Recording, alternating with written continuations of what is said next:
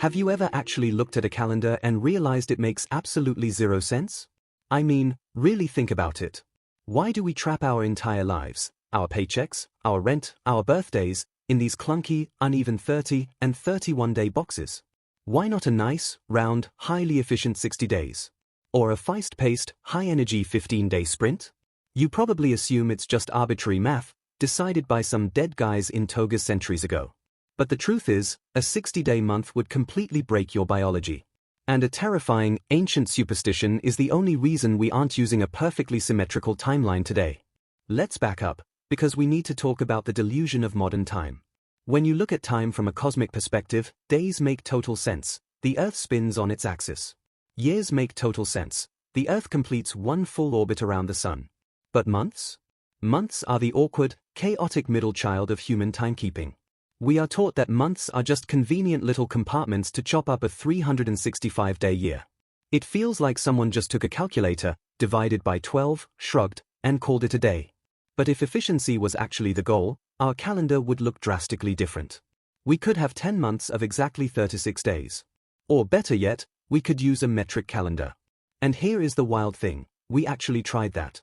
When the French tried to radically revolutionize time in 1793, they introduced the French Republican calendar. They literally deleted the traditional months and created 12 perfectly equal 30-day months, neatly divided into 3 10-day weeks. It looked brilliant on paper. It was a mathematical masterpiece. And it was an utter, unmitigated disaster. People literally lost their minds. Draft horses collapsed and worked themselves to death in the fields because the rhythm was fundamentally wrong. The human brain and body completely rejected a 10-day workweek and the strange new spacing of the months. Napoleon finally scrapped it a little over a decade later, but it proved one very chilling point. You cannot just hack time into whatever fractions you want. There is an invisible, ancient rhythm deeply embedded in our DNA that our ancestors were terrified to break. Long before clocks, before empires, and before written language, early humans were just staring at the sky, trying their absolute hardest not to starve to death or be eaten by apex predators.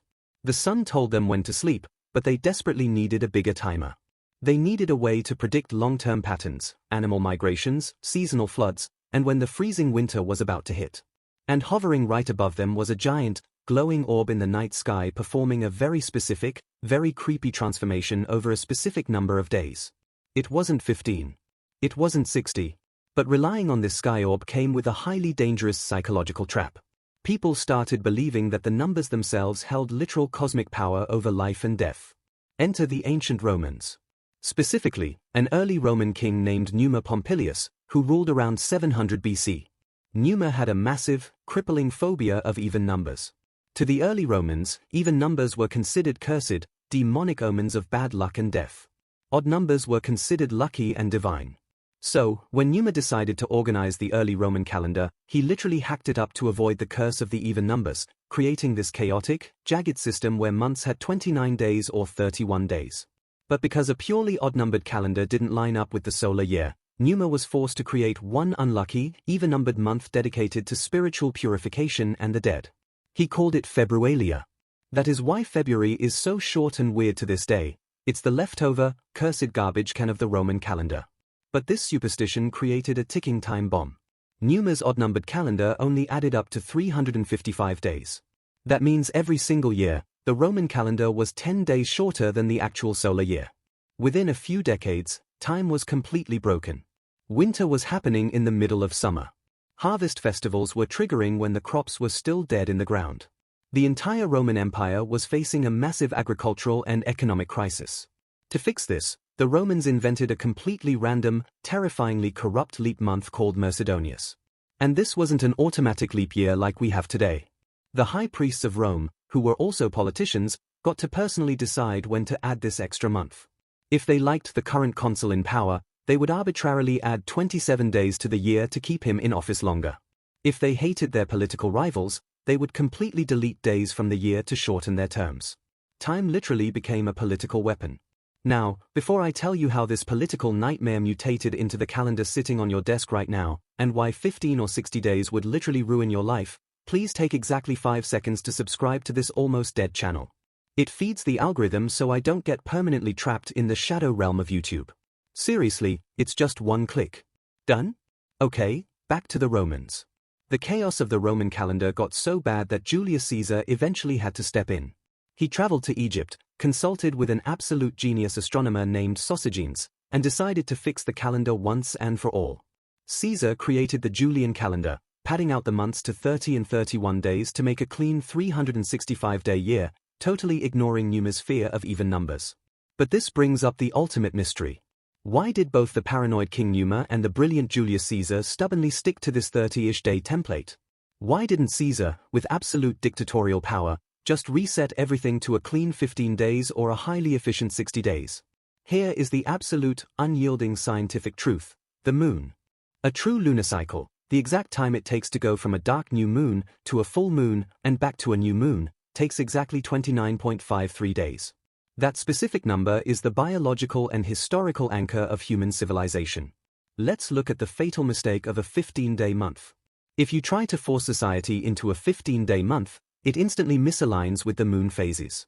For early humans, the full moon was their only source of nighttime light. If your calendar loses track of the full moon, nighttime travel, hunting, and guarding against nocturnal predators become completely unpredictable. A 15-day calendar would have literally gotten our ancestors eaten in the dark.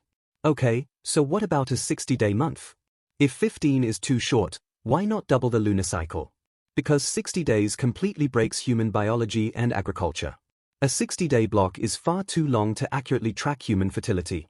The human menstrual cycle bizarrely and perfectly mirrors the lunar cycle, averaging roughly 28 to 29.5 days. Early societies used the moon to track pregnancies and fertility with incredible precision. Furthermore, agriculture relies on microseasons. If you lump 2 months into one 60-day megamonth, you lose the granular ability to track the exact weeks when frost ends or when monsoon rains begin. We didn't just choose the 30-day month, the 30-day month chose our biology.